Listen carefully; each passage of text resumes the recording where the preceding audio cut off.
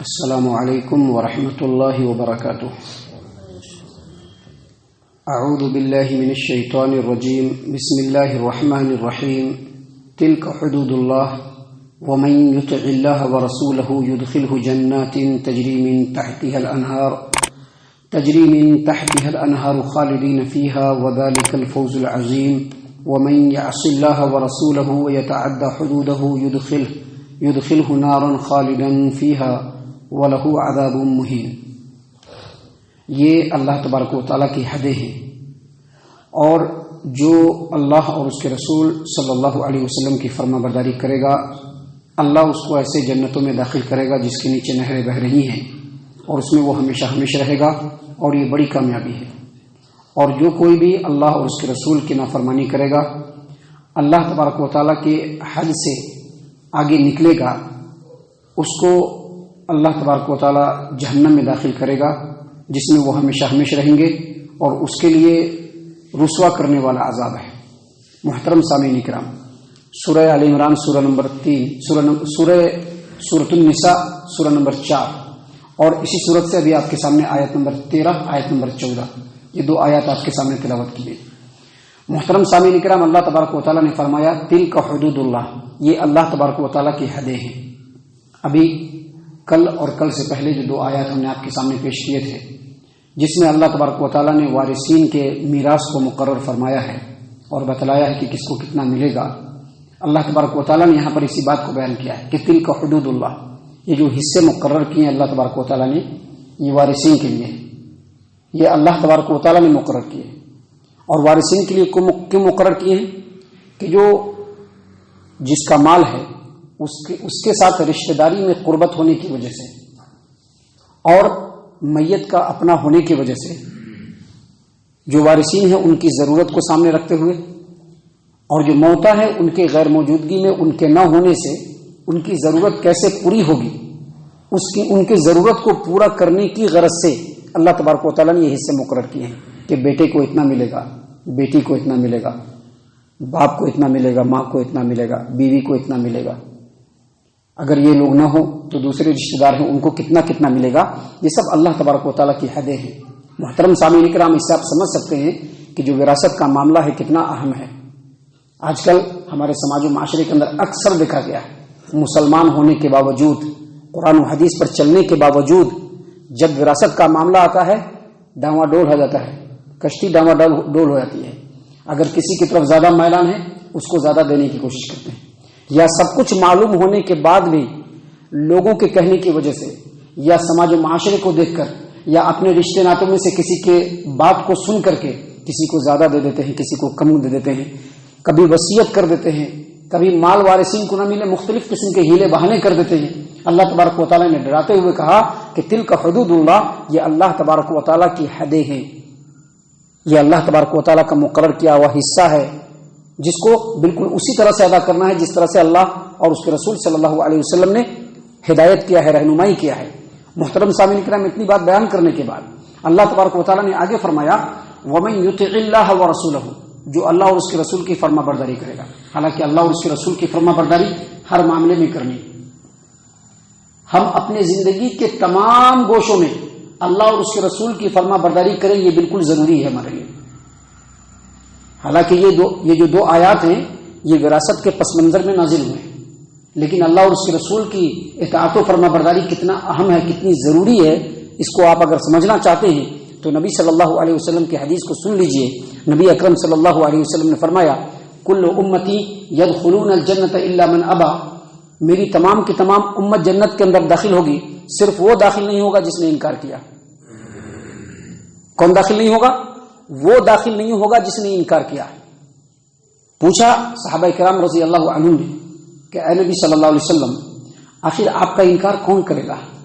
کوئی انکار نہیں کرتا۔ آپ دیکھیے ہر طرح کی حرکتیں ہو رہی، لیکن پھر بھی ہمارا رسول کہنے کے لیے ریڈی رہتے ہیں لوگ۔ اس میں کوئی یہ نہیں کہ ان کے نہیں، یہ سبھی لوگ اس حمام میں سبھی ننگے ہیں۔ یہ جو ایسا حمام ہے جس میں سبھی ننگے ہیں، تمام کے تمام مسلمان اللہ اور اس کے رسول کی فرما برداری کرنے میں ہمیشہ چوکتے رہتے ہیں، اپنی زندگی میں، اپنی زندگی کے تمام معاملات میں، اپنے رہن سہن میں، اپنے پہناوے اوڑھاوے میں، اپنے وضع قطع میں، معاملات میں، لین دین میں اللہ اور اس کے رسول کی نافرمانی ہوتی رہتی ہے۔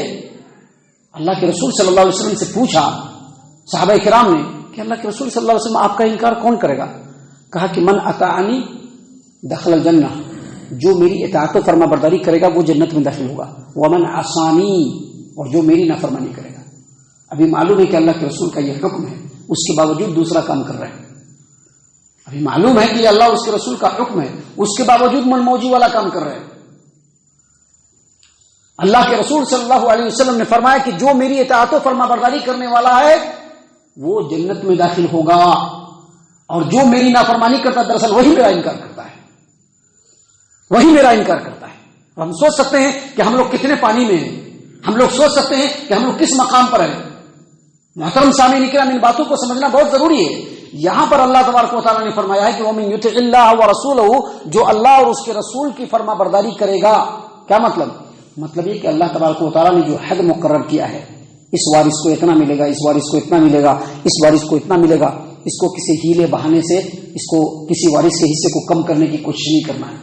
اللہ تبارک و تعالیٰ کا حکم ہے، اللہ تبارک و تعالیٰ نے فرض کیا ہے، اللہ تبارک و تعالیٰ کا حد ہے یہ جو اللہ تبارک و تعالیٰ نے لاگو کیا ہے، اس کو سامنے رکھتے ہوئے جس وارث کا جتنا حصہ ہے اس کو اتنا دے دینا۔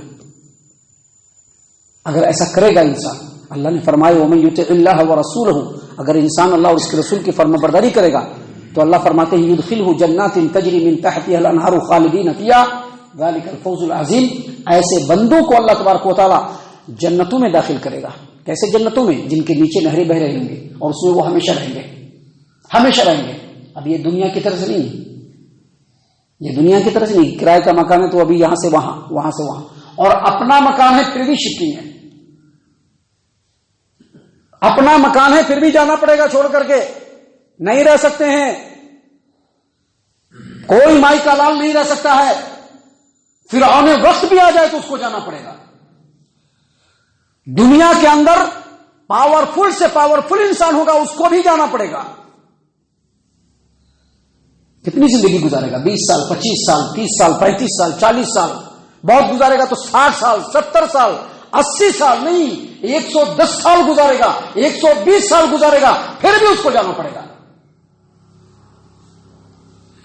لیکن وہ جو جنت ہے وہاں سے شفٹنگ نہیں ہوگی، اور اسی طرح جہنم سے بھی شفٹنگ نہیں ہوگی، اللہ یہ کہ توحید پرست ہوگا تو، لیکن جنت سے تو شفٹنگ ہونے والی نہیں۔ اللہ نے فرمایا ایسی جنتوں میں داخل ہوں گے جس میں نہریں بہ رہی ہوں گی اور اس میں وہ ہمیشہ ہمیشہ رہیں گے، اور یہ بڑی کامیابی ہے، اصلی کامیابی ہے۔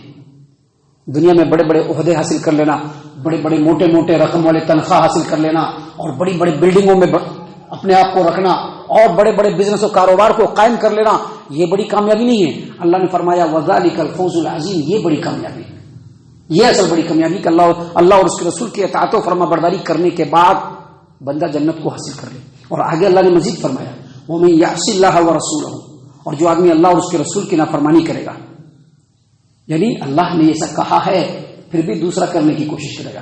ابھی ایک بیٹا بہت زیادہ پسند ہے، اس کو زیادہ دینے کی کوشش کرے گا، لوگوں کو دکھانے کے لیے کیا ہوگا، وراثت میں سے برابر برابر حصہ لگائے گا، اس کو اتنا، اس کو اتنا، لیکن اس بیٹے کے لیے الگ سے بھی رکھے ہوا ہے اور خاموشی سے دے دے گا۔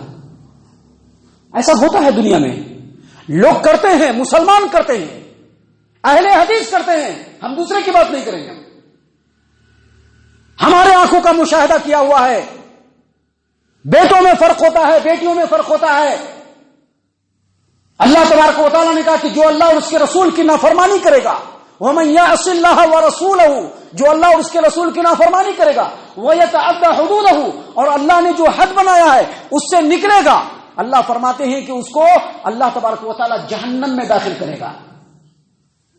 اللہ نے فرمایا وَيَتَعَدَّ حُدُودَهُ يُدْخِلْهُ نَارًا خَالِدًا فِيهَا، ایسے جہنم میں داخل کرے گا جس سے وہ شفٹنگ نہیں کر سکتا ہے، وہیں پہ رہنا پڑے گا اس کو۔ اور آگے اللہ نے فرمایا وَلَهُ عَذَابٌ مُهِينٌ، اور اس کے لیے رسوا کرنے والا عذاب ہے۔ محترم سامعین کرام، جو وراثت اور وصیت کا معاملہ ہے یہ بہت ہی سینسیٹیو معاملہ ہے۔ اگر اللہ تبارک و تعالیٰ نے ہمیں مال کا مالک بنایا ہے اور ہمارے چند بچے ہیں، تمام کے اوپر ہماری نگاہ بالکل یکساں ہونی چاہیے۔ چند بچے ہوتے ہیں اس میں کچھ فرما بردار بھی ہوتے ہیں، کچھ ذرا سا ٹیڑھے بھی ہوتے ہیں، کچھ بچیاں ایسی بھی ہوتی ہیں، کچھ بچیاں ویسی بھی ہوتی ہیں۔ اپنے دلی محبت کو آپ کسی ایک طرف مائل کر سکتے ہیں، لیکن جب بंटवारे کی بات آئے, لینے دینے کی بات آئے, تو بچوں کے درمیان انصاف کرنا چاہیے. آپ کو اس سلسلے میں ایک حدیث ہم سنا دیتے ہیں, صحیح البخاری کی روایت ہے. نعمان بن بشیر رضی اللہ عنہ یہ کہتے ہیں کہ میرے والد صاحب نے مجھ کو ایک غلام دیا ہے, ہدیے کے اندر ہبا کیا ایک غلام. ماں نے کہا, چونکہ کئی بیویاں تھیں ان کے والد کی, ماں نے کہا کہ نہیں, یہ جو آپ ہمارے بیٹے کو دے رہے ہیں رسول اللہ صلی اللہ علیہ وسلم کو اس کے اوپر گواہ قرار دیجیے. وہ گواہ بنیں گے کہ ہاں آپ نے ہمارے بیٹے کو دیا ہے ایسا. نبی صلی اللہ علیہ وسلم کے پاس لے کر کے ان کے والد چلے, کہا کہ ہم نے اپنے اس بیٹے کو ایک غلام دیا ہے. کہا کہ جو تمہارے دوسرے بچے ہیں کیا اس کو بھی تم نے غلام دیا ہے کہ نہیں دیا ہے؟ کہا کہ نہیں. کہا کہ اس سے واپس لو, اللہ سے ڈرو اور اپنے اولاد کے درمیان انصاف کرو. محترم سامعین کرام, یہ بہت ہی اہم ترین بات ہے. اس سلسلے میں حدیث ہم آپ کو پیش کر دیتے ہیں, سن لیجئے. مسند احمد کی روایت ہے, ابو ہریرہ رضی اللہ عنہ اس حدیث کے راوی ہیں. وہ کہتے ہیں کہ نبی اکرم صلی اللہ علیہ وسلم نے فرمایا, ایک آدمی 70 برس تک اللہ کی اطاعت و فرما برداری اور عمل کرتے رہتا ہے, لیکن جب لاسٹ میں وراثت اور وصیت کی بات آتی ہے وہاں پر وہ عدل و انصاف سے کام نہیں لیتا ہے. اس برے عمل کی وجہ سے اس کا خاتمہ برے پر ہوتا ہے اور اللہ اس کو جہنم کے اندر داخل کر دیتا ہے. اور ایک آدمی 70 برس تک برے اعمال کرتا رہتا ہے, لیکن جب وراثت اور وصیت کا معاملہ آتا ہے تو عدل و انصاف سے کام لیتا ہے. کس کو کتنا ملنا چاہیے, کیونکہ سب ہمارے اپنے ہیں, سب ہمارے رشتہ دار ہیں, ان کو کتنا ملنا چاہیے, ان کو کتنا ملنا چاہیے, سب دیکھ کر کے جب بंٹوارا کرتے ہیں, اللہ کے رسول صلی اللہ علیہ وسلم نے فرمایا کہ اس کے اس عمل کی وجہ سے اس کا خاتمہ خیر پر ہوتا ہے اور اللہ اس کو جنت کے اندر داخل کرتا ہے. دیکھیے ایک اور روایت ہے جس کو امام ابو داؤد نے سنن نبی داؤد کتاب الوصایا حدیث نمبر 2867 پہ روایت کیا ہے کہ اللہ کے رسول صلی اللہ علیہ وسلم نے فرمایا کہ ایک مرد یا عورت 60 سالوں تک نیکی اور اطاعت و فرما برداری والا کام کرتے رہتا ہے, لیکن جب وراثت اور وصیت کی بات آتی ہے وہاں پر عدل و انصاف سے کام نہیں لیتا ہے, اللہ تعالیٰ دونوں کو جہنم کے اندر ڈال دیتا ہے. تو اسی لیے اللہ تبارک و تعالیٰ نے کہا کہ یہ اللہ کی حدیں ہیں, اس کی اطاعت و فرما برداری کرنی ہے. کھول کر کے ساری بات بیان کر دی گئی ہے. اگر نہیں سمجھ میں آئے, علماء حق موجود ہیں, آپ ان سے رجوع کیجیے. دیکھیے ہمارا ایسا معاملہ ہے, اتنے بچے ہیں, موت کے بعد اس کو بंٹوانا کرنا ہے, آپ اس کا کیسے ہوگا ذرا حل کر لیجیے مسئلہ, ان سے مسئلہ حل کروائیے. کن کا کتنا حصہ ہے ان کو پہنچنا, چاہے وہ ہمارے فرما بردار ہو یا نہیں ہو, ان کو اتنا حصہ دے دینا, کیونکہ دنیا سے جانے کے بعد آخرت میں اللہ تبارک و تعالیٰ کا کوئی چھٹکارا نہیں. اللہ تبارک و تعالیٰ تو ہر ایک کو رزق دیتا ہے, جو اللہ کا نام لیتا ہے اس کو بھی اللہ رزق سے نوازتا ہے, جو اللہ تبارک و تعالیٰ کے ساتھ شرک کرتا ہے اللہ اس کو بھی رزق سے نواز رہا ہے.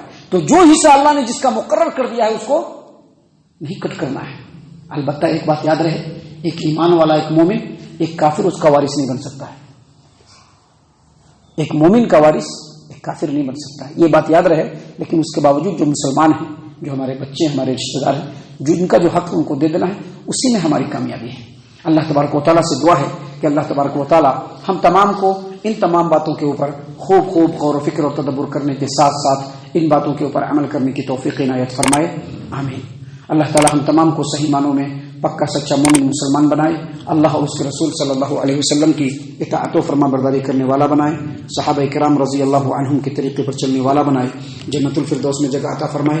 اے اللہ ہم تمام کو جہنم سے پناہ دے, اے رب العالمین ہم تمام کو جہنم سے پناہ دے, اے مالک الملک ہم تمام کو جہنم سے پناہ دے, آمین یا رب العالمین. وما علینا الا البلاغ المبین.